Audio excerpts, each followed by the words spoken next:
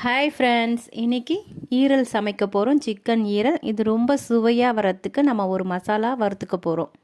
பட்டை, சோம்பு, கல்பாசி, ஸ்டாரு, பிரிஞ்சி இலை, மிளகு, ஜீரகம் எல்லாத்தையும் சேர்த்து நல்லா வறுத்து பொடியாக அரைச்சிக்க போகிறோம்.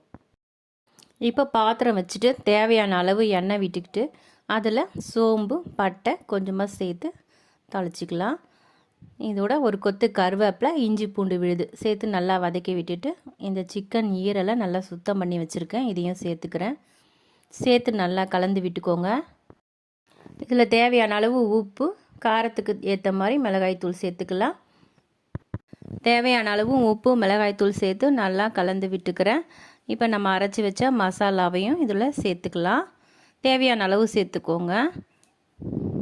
சேர்த்து நல்லா கலந்து விட்டுட்டு கொஞ்சமாக தண்ணி விட்டு வேக வச்சுக்கலாம். கொஞ்சமாக தண்ணி விட்டுக்கிறேன். கொஞ்சம் மஞ்சத்தூள் சேர்த்துக்கலாம் இதில். இப்போ தட்டு போட்டு மூடி வச்சு நல்லா வேக வச்சு எடுத்துக்கலாம். நல்லா வெந்து வந்துருச்சு. இப்போ மிளகுத்தூள் ஒரு ஸ்பூன் சேர்த்துக்கிறேன். மிளகுத்தூள் சேர்த்து நல்லா கலந்து விட்டுக்கலாம். கடைசியாக இறக்கும்போது மிளகுத்தூள் சேர்த்துக்கோங்க. நல்லா சூப்பரான ஈரல் வறுவல் ரெடி ஆகிடுச்சு. பிடிச்சா லைக் போடுங்க.